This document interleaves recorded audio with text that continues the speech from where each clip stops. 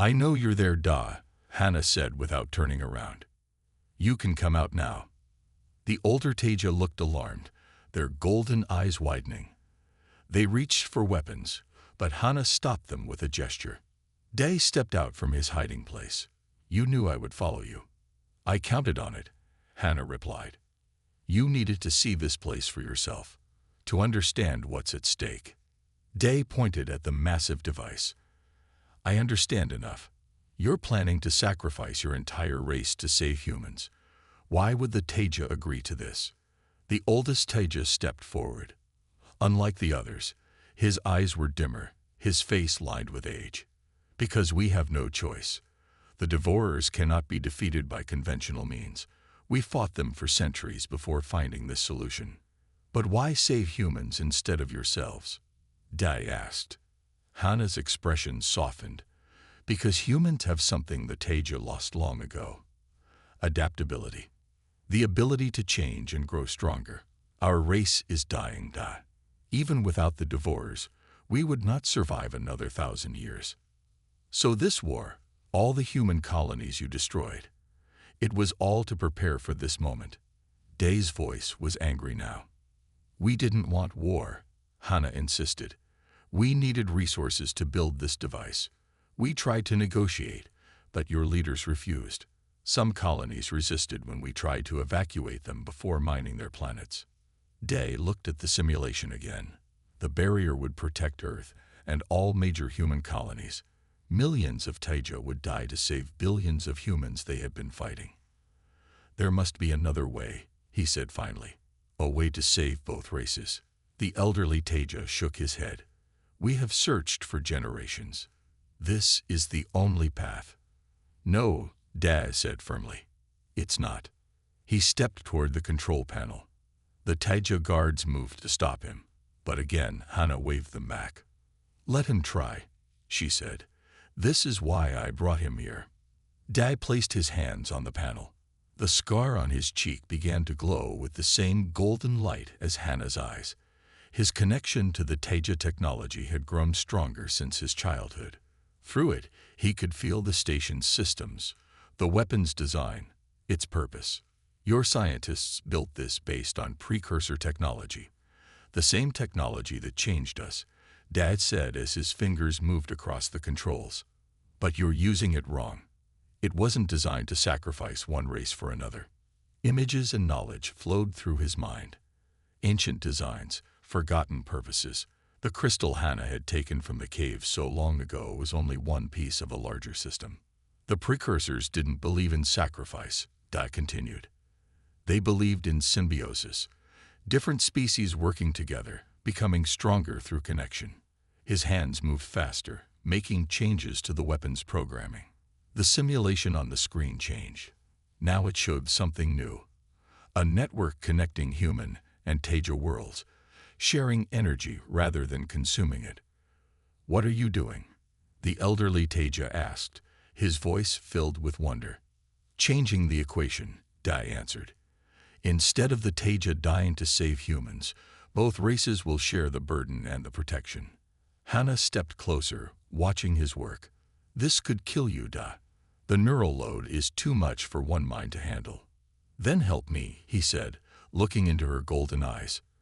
You're the bridge between our races. That's why you marked me with this scar. You knew, even then, that someday we would need to work together. Hannah hesitated only for a moment. Then she placed her hand over his on the control panel. The connection between them flared brightly. Together, they rewrote the ancient programming, creating something new.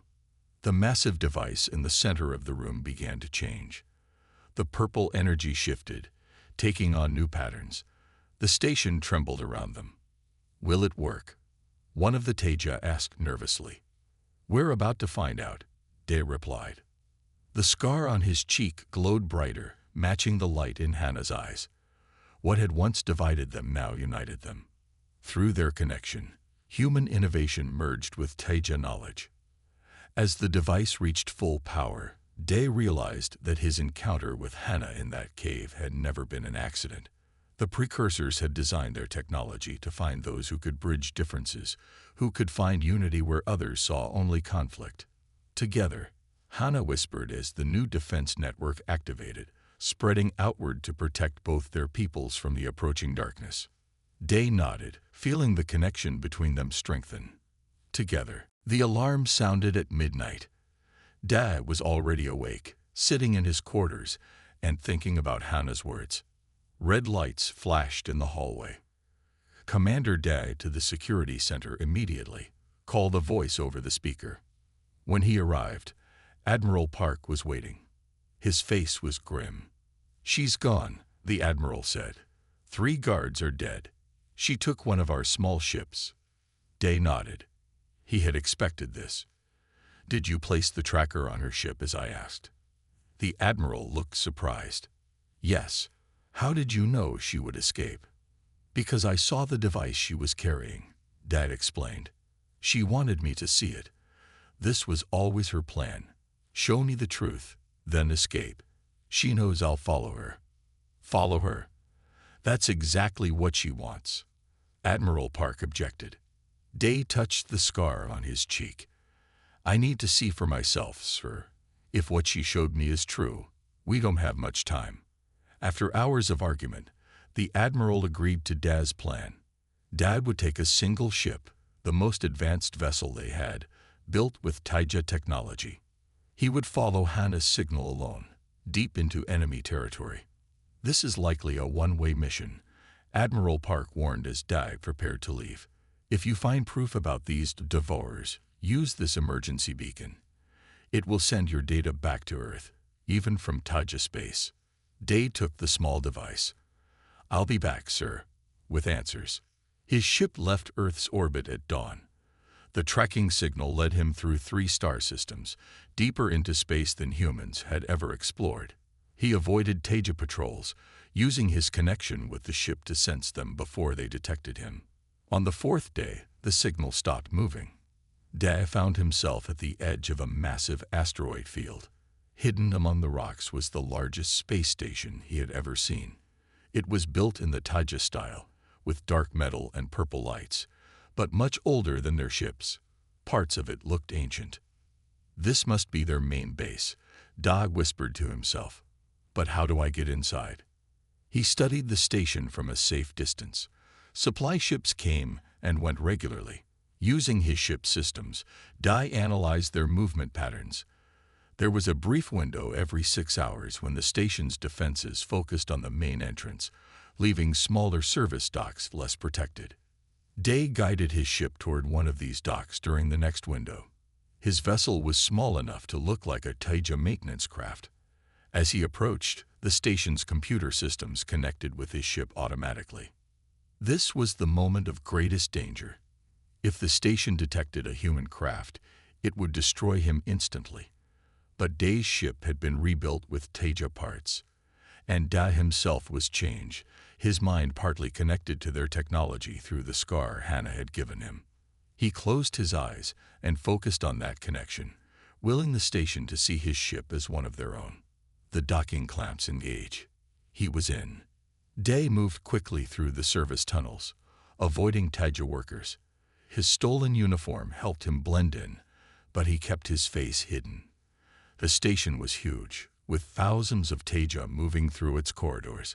Many looked tired and afraid, not like conquerors, but like refugees, just as Hannah had claimed.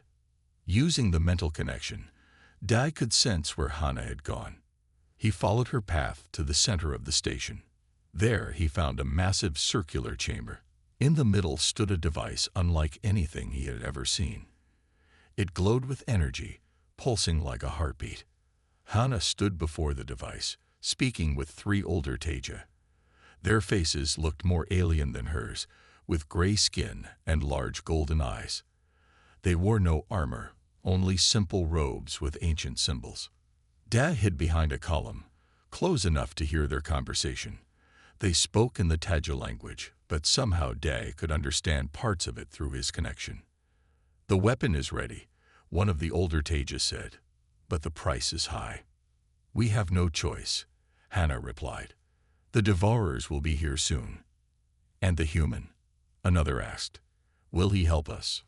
He will, Hannah said confidently, once he sees the truth. What truth? Dai whispered to himself.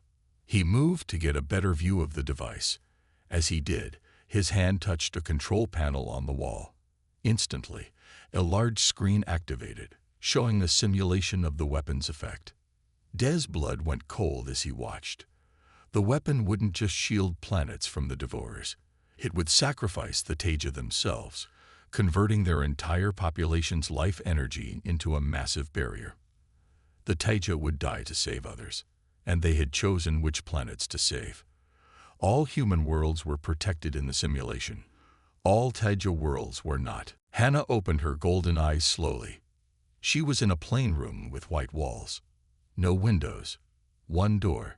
She tried to move, but her hands were locked to the chair she sat in. Across from her, Dai watched silently. They were alone. Smart move, Hannah said, looking at her restraints. But these won't hold me for long. My people will come. We're deep inside Earth's defense perimeter, Dai told her. In a room shielded from all signals. No one knows you're here except me and Admiral Park. Hannah tilted her head, studying him. Why bring me here? What do you want? The full truth, Dai said simply. About the Taija. About why they took human children. About why they started this war. Hannah was quiet for a moment. Then she sighed. The Taija didn't start the war, Dai. Humans did. When your exploration ships found our hidden bases 3 years ago, they attacked without trying to communicate. That's not what our records show, Dai argued. Of course not, Hannah said with a small smile. Your leaders wouldn't tell their people they fired first. Dai leaned forward. Even if that's true, it doesn't explain why the Taija were hiding near human colonies, or why they took children 15 years ago. The Taija have been watching humans for nearly 50 years, Hannah explained. They needed to understand how humans think. The children were part of that study. We were chosen because our genetic patterns were already special. But why? Dai pressed. Why study us at all? Hannah's golden eyes grew serious. Because they needed allies. The Taija are refugees, Dai, running from something far worse than humans can imagine. She paused, looking directly at him. There is another race out there. The Taija call them the Devourers. They don't just conquer worlds. They consume them, turn all life into energy. They've destroyed thousands of civilizations already. And they're coming here next. Dai felt cold suddenly. If that's true, why not just tell humans? Why the war? The Taija tried to contact Earth's leaders secretly 20 years ago. They were rejected, treated as a threat. Hannah's voice was bitter. So they made a new plan. Find humans who could bridge the gap between our species, create weapons that could fight the Devourers. And that's why they need human worlds. To build these weapons, Dai asked. Hannah nodded.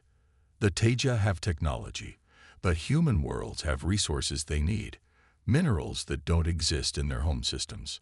She leaned forward as far as her restraints allowed. Dai, listen to me. The Devourers will be here in less than a year. Neither humans nor Taija alone can stop them. But together, we might have a chance. And I'm supposed to just believe this? Dai asked. I can show you, Hannah said, through the neural connection. Let me touch your scar, the place where you were changed. I can share what I know directly. Dai hesitated. It could be a trick, but his instincts told him Hannah was telling the truth, at least part of it. He reached up and unlocked one of her restraints. Hannah slowly raised her hand and placed her fingers gently on his scared cheek. The contact burned like ice. Images flooded Dai's mind. Vast ships, black as space itself, planets turning to dust.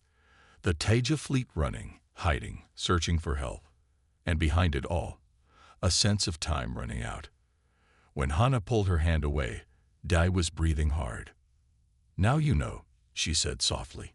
Dai stood up, trying to process what he had seen. What exactly do you want from me? Join us, Hannah said simply. With your connection to our technology, you could become a commander like me. Help us prepare. Or what? Or watch as everything you know is destroyed. Hannah's voice was cold now. The Taija have created a weapon that can shield some worlds from the Devourers, but not all. We only have enough power for a few planets. You're asking me to choose who lives and who dies, Daz said in disbelief. I'm asking you to help save as many as possible, Hannah corrected, human and Taija alike. As she spoke, Dad noticed something strange. When she moved her hand, a small device had fallen from her sleeve. Some kind of tracker. She had managed to activate it despite the room's shielding. She saw him notice and smiled slightly. You have 3 days to decide, Da. Choose wisely. The Taija soldiers aimed their weapons at Da, but the commander raised a hand, and they lowered their guns. The small figure stepped forward. You remember me, said a voice from behind the helmet. It was soft but clear, neither fully human nor alien. Impressive. Hard to forget someone who cut your face open, Day replied, touching his scar. The commander reached up and removed her helmet. Day's breath caught in his throat. Hannah looked almost exactly as she had in the cave 15 years ago. Her face had not aged normally. Her skin was pale with a faint gray tone, and those golden eyes glowed even brighter than he remembered. You planned this meeting well, Hannah said, looking around. Using yourself as bait. Brave, but foolish. Day studied her face. You haven't aged. How is that possible? The changes they made to me slowed my aging, she explained. I am not fully human anymore. They, Day asked. The Taija. Hannah smiled slightly. I am Taija now. I serve as the bridge between human and Taija thought patterns. I am what they call a cultivar. One of the soldiers spoke in the strange Taija language. Hannah answered sharply, and they stepped back. My soldiers are nervous, she said. They think this is a trap. It is, Dai admitted. There's a human fleet waiting behind the moon. But I didn't come to capture your soldiers. I came for you. Hannah laughed, a sound that echoed strangely in the metal room. You cannot hope to capture me, Dai. My ship can leave before your fleet even arrives. I don't think you want to leave, Dad said. He pointed to the neural chair. You want to know how I can use your technology, how I connected with it. You want to know why I'm special. For the first time, uncertainty showed on Hannah's face. You are unusual. Your connection to our systems is stronger than it should be. Stronger than mine, even. Why did you take those children? Dai asked. Why did you take human children and change them? We needed to understand humans, Hannah said. To prepare. For what? The war. But you started the war. Hannah shook her head. No. We were preparing for something else. Something far worse that is coming for all of us. She stepped closer to Da. Her golden eyes seemed to look right into his mind. Do you remember what happened in the cave, Dai? Do you remember all of it? Day frowned. You stole the crystal. You cut my face. Yes, she nodded. But do you remember what happened after? When you touched the blood on your face, when your blood mixed with the dust from the crystal. Day's head suddenly filled with pain. Hidden memories forced their way forward. He remembered touching his bleeding cheek, then touching the wall where Hannah had taken the crystal. He remembered a flash of light, a burning sensation that spread from his fingers through his whole body. You left me there, he said, his voice shaking. You knew what would happen when my blood touched the residue. I knew it might kill you, Hannah said quietly. Most humans would have died, but you didn't. Your genetic pattern was already special, like mine. The contact changed you, prepared you. That's why you can use our technology now. Why did you run? Why not take me too? Dai asked. I was a child, scared and confused, Hannah replied. I had been sent to find the key, not to recruit others. I didn't know what to do. The outpost alarm suddenly blared. A voice came through Daz's communicator. Commander Da, the human fleet has engaged the Taija ships. We need to leave now. Hana looked at Da with surprise. You sacrificed your chance to capture me just to talk. I needed answers, Da said. And now I have them. He moved quickly, faster than a normal human should be able to. Before Hana could react, Da pressed a small device against her neck. She gasped once, then collapsed. He caught her before she hit the floor. But I'm still taking you with me, he told her unconscious form. There's much more we need to discuss. As Taija soldiers rushed forward, Da activated his emergency transport beacon. In a flash of light, both he and Hana disappeared. 3 days after finding the secret files, Da stood before the military council. 8 generals and admirals watched him with serious faces. You want to do what? Admiral Park asked, his voice sharp with surprise. I want to set a trap for the Taija fleet commander, Da repeated, and I will be the bait. The room filled with voices as everyone spoke at once. Admiral Park raised his hand for silence. Explain your plan, Commander. Da stepped forward. Our intelligence shows a small Taija outpost near the Rigel system. It appears mostly abandoned, but contains valuable data storage units. I believe if I go there with a small team, the fleet commander will come personally to stop us. Why would the commander come for such a small target? Asked General Kim. Da chose his words carefully. He couldn't reveal everything he had learned. Not yet. Because the commander and I have a connection through the Taija technology. I can feel it, and I believe they can feel me too. The council members looked at each other. They had seen the results of Da's work with Project Cheyenne. His connection to the alien technology had given humans their first real advantages in the war. It's too dangerous, said one general. We can't risk losing you. With respect, sir, this may be our only chance to capture their leader, Da argued. If we succeed, we could end this war. After 2 hours of debate, the council approved his plan, but they added many safety measures. Da would take 3 ships instead of 1. A larger fleet would hide nearby, ready to help if needed. 1 week later, Da's small team approached the Taija outpost. It orbited a dead moon, half hidden in shadow. From the outside, it looked quiet and empty. No signs of active defense systems, reported his sensor officer. Are we sure this place is worth the risk, sir? Da nodded. Trust me. Begin docking procedures. His ship connected to the outpost with a soft thud. Da led the boarding team himself, walking through the airlock into the Taija structure. Inside, the walls glowed with the familiar purple light. It felt cold and empty, but Da sensed something waiting. Stay alert, he told his team. Download any data you find, but don't touch anything else. They moved deeper into the outpost. Da felt the familiar tingle in his mind, the same feeling he got when using the neural chair. The Taija technology was responding to his presence. Suddenly, all the lights in the outpost changed from purple to red. Sir, we're picking up multiple ships approaching. Call his communication officer through the radio. They appeared out of nowhere. Da smiled slightly. Right on time. Everyone back to the ship. Now. As his team rushed back toward their vessel, Da moved in the opposite direction. He headed deeper into the outpost, toward a large circular room he had spotted on the station schematics.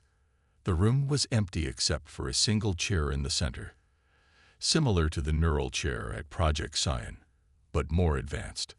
Da sat down and placed his hands on the control panels. The chair activated immediately, responding to his genetic markers. Through the outpost's systems, he could sense the approaching Taija fleet, 5 ships with the command vessel in the center.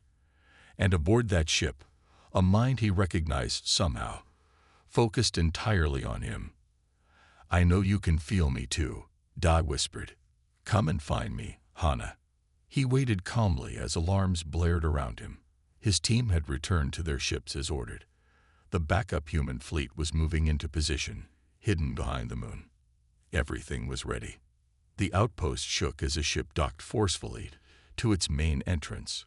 Dai heard the sound of boots on metal floors. They were coming for him. The door to the circular room slid open. 3 Taja soldiers entered, weapons ready. Behind them stood a smaller figure in commander armor, golden eyes glowing through the helmet visor. Dai stood up slowly, hands raised. His fingers touched the scar on his cheek. "Hello, Hana," he said quietly. "It's been a long time." After the successful battle, Dai received the highest military honor. The victory medal felt heavy on his chest. But medals didn't interest him. Something else filled his mind day and night. Those golden eyes of the Taija commander. His new rank gave him access to information most people never saw. Late at night, when the base was quiet, Dai sat alone in the secure records room. He searched through files about New Sol Colony and the time when Hana had appeared in his life. "Security access granted," said the computer. "Welcome, Commander Dai." He typed quickly. "Diplomatic visits to New Sol Colony, 15 years ago." The screen filled with reports. Dai found what he was looking for. A small note about a 3-day visit from representatives of Earth's central government.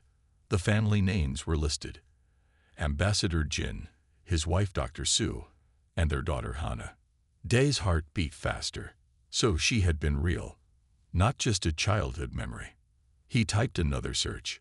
"Follow up on Ambassador Jin's family after New Sol visit." The answer surprised him.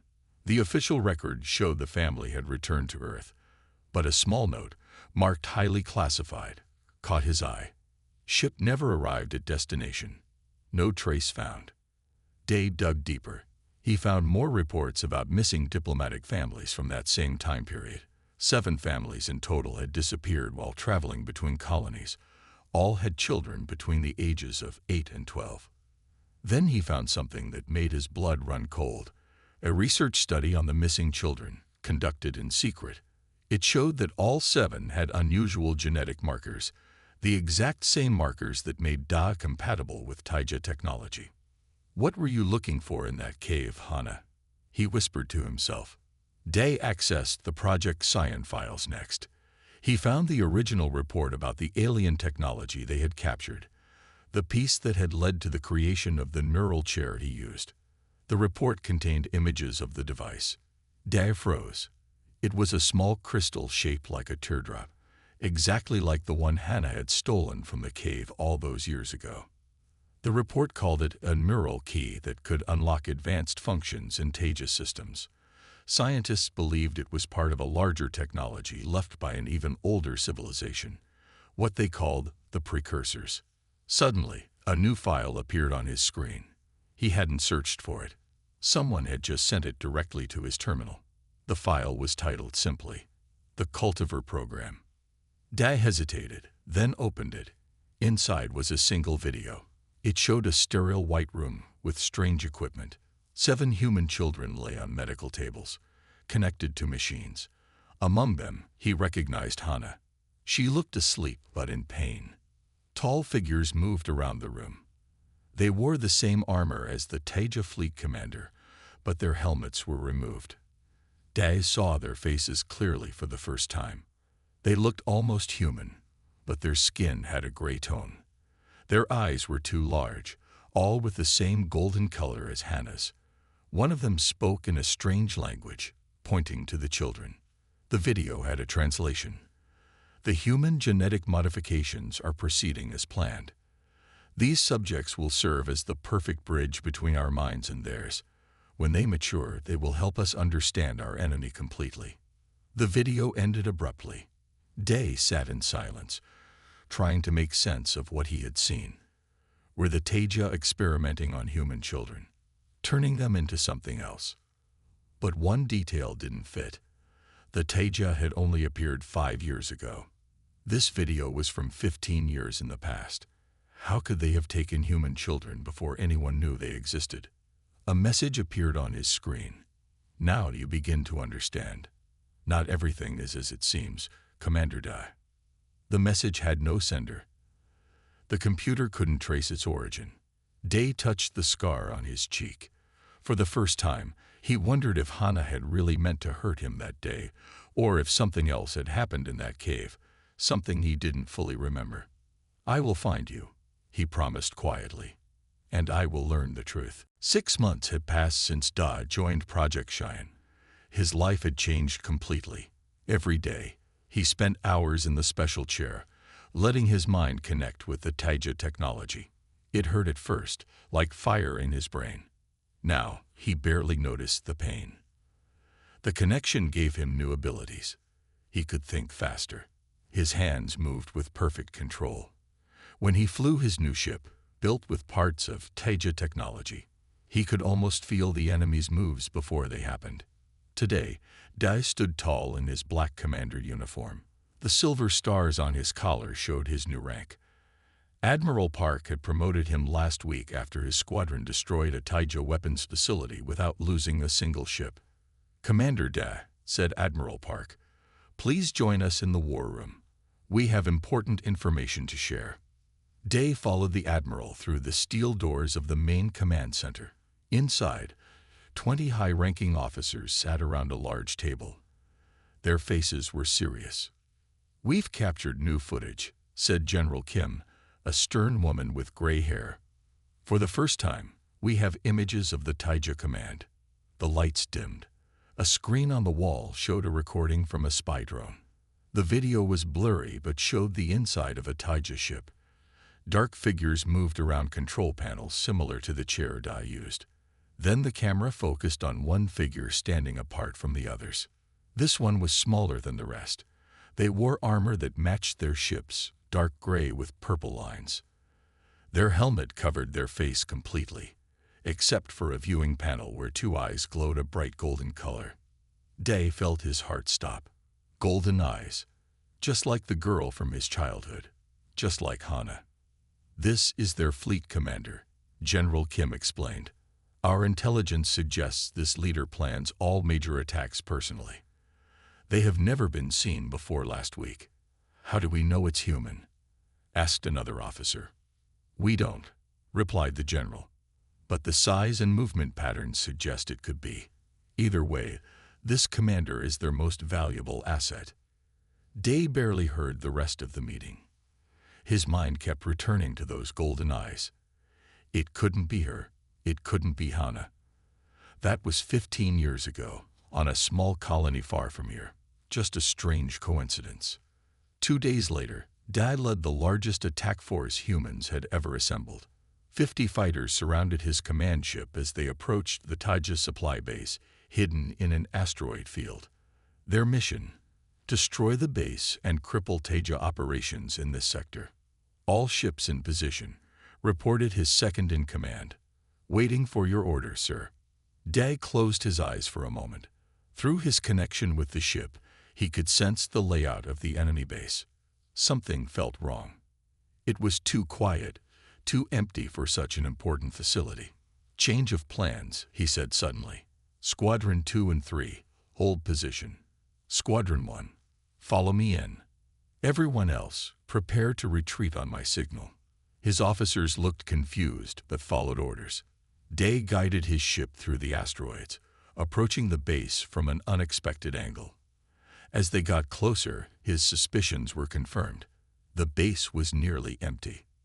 "Sir," called his sensor officer, multiple Taija ships appearing behind us. It was a trap. Somehow, they had known the humans were coming. Day turned his ship just in time to see 5 large Taija vessels emerge from hiding.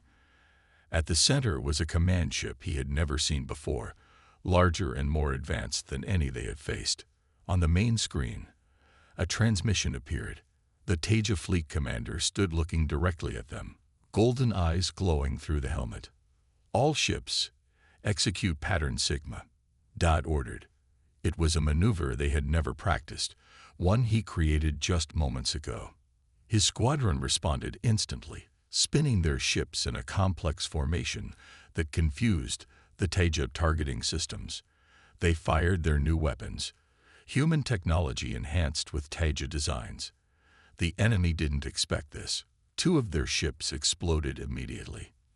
As they fought their way out of the trap, Dag kept his eyes on the enemy commander's ship. For just a moment, he felt something like recognition pulse through their connection. Then it was gone. Against all odds, most of Day's fleet escaped. They had lost only 7 ships while destroying 3 Taija vessels. It was the greatest victory humans had ever achieved in the war. How did you know it was a trap? Admiral Park asked later. Day touched the scar on his cheek. Just a feeling, sir. But I think the fleet commander knows me too. 15 years had passed. The bright-eyed boy was now a man. Day sat in the cockpit of his fighter ship, the crescent scar on his cheek clearly visible in the glow of the control panels. He was no longer the lonely child of New Sol Colony. Now he was Captain Da, one of humanity's best pilots in the war against the Taija. The Taija had appeared 5 years ago. No one knew where they came from. Their ships were faster and their weapons stronger than anything humans had. They attacked without warning or mercy, destroying 3 outer colonies in their first month.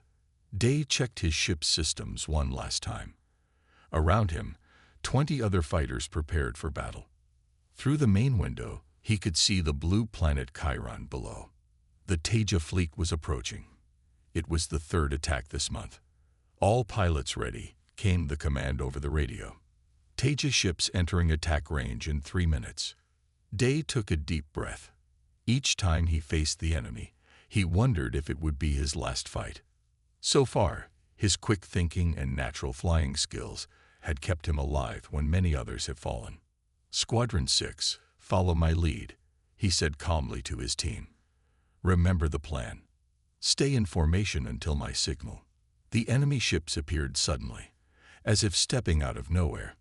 Their hulls were dark gray with lines of glowing purple light, the same purple Day remembered from the cave panel long ago.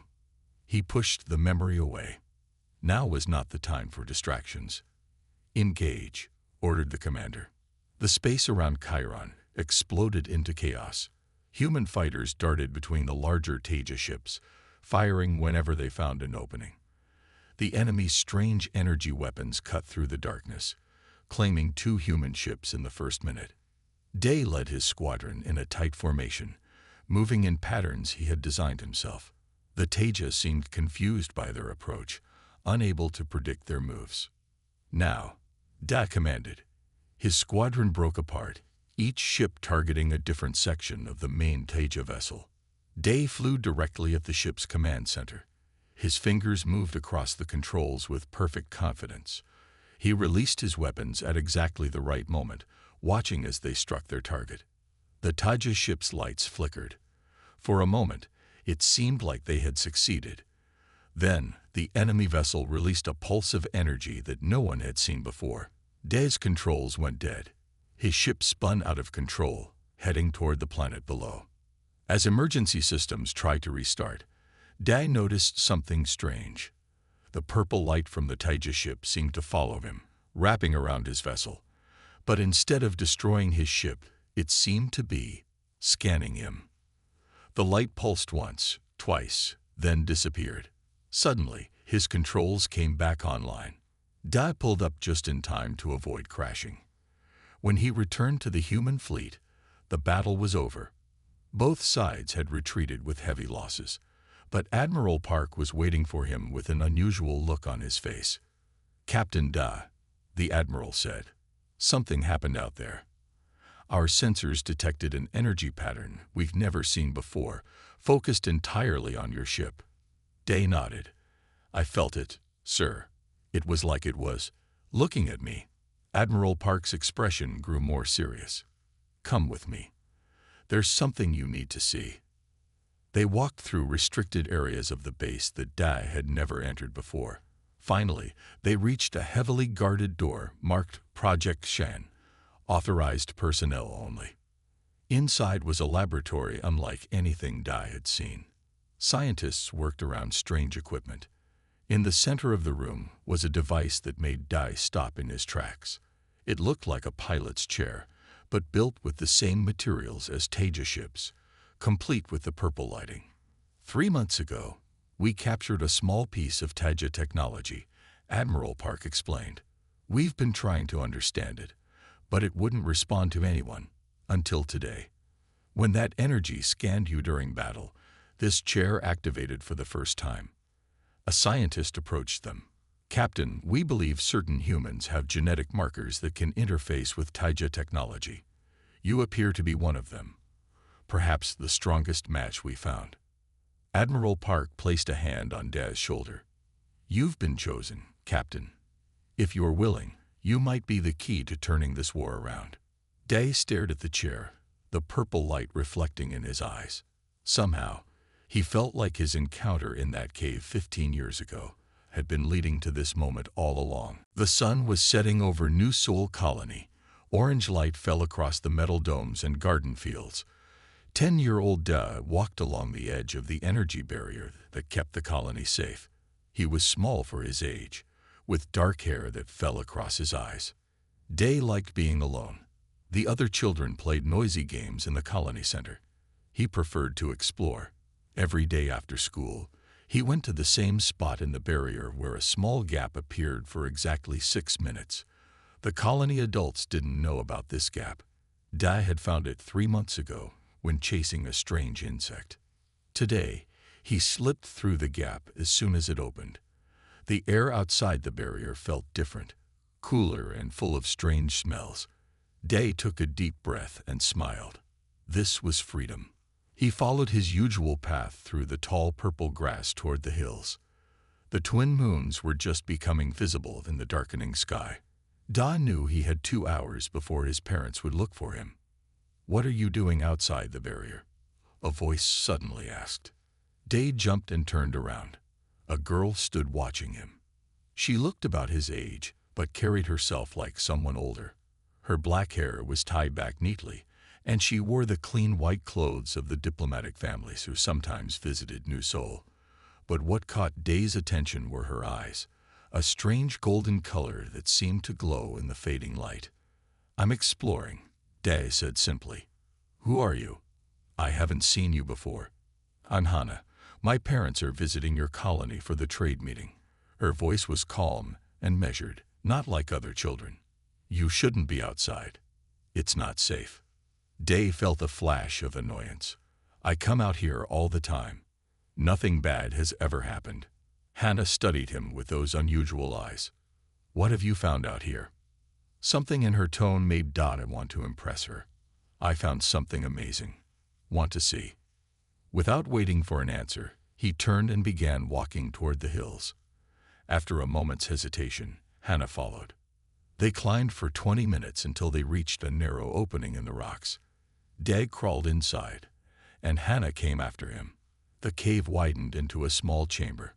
Da pulled out his light stick, and the space filled with a soft blue glow. "There," he said proudly, pointing to the far wall. Set into the stone was a metal panel covered in strange symbols. It was clearly not made by human hands. The edges glowed with a faint purple light. Hana's golden eyes widened. She stepped forward slowly, her hand reaching out. "I found it 2 weeks ago," Da explained. "I haven't told anyone else. I think it's from the people who lived here before humans came." Hana touched the panel gently. The purple light grew brighter, responding to her touch. "Have you tried to open it?" she asked quietly. "I can't figure out how," Da admitted. "The symbols change when I touch different parts, but nothing happens." Hana's fingers moved across the panel with surprising confidence. The symbols began to shift and rearrange. A soft humming filled the cave. "How are you doing that?" Da asked, stepping closer. Without warning, Hana spun around. Something sharp flashed in her hand. Pain exploded across Da's right cheek as she slashed at him. He fell backward, touching his face. His fingers came away wet with blood. Hana turned back to the panel. A section of the wall slid open, revealing a small compartment. Inside was a crystal object shaped like a teardrop. It pulsed with energy. "What are you doing?" Da cried, still holding his bleeding face. Hana took the crystal and looked at him. For a moment, something like regret crossed her features. "I'm sorry," she said, "but this was never meant for humans to find." Then she was gone, running past him out of the cave. Dai followed, but by the time he reached the entrance, she had disappeared into the gathering darkness. The next morning, colony security searched everywhere, but found no trace of Hannah or her family. Their diplomatic ship had left during the night without formal goodbyes. Nobody believed Dai's story about the cave and the alien panel. The adults said he must have cut himself climbing on the rocks. The cave, when security finally checked it, contained nothing but bare stone walls. But the scar remained, a perfect crescent shape on his right cheek that would never fully heal. And sometimes, in his dreams, Dai still saw those golden eyes watching him.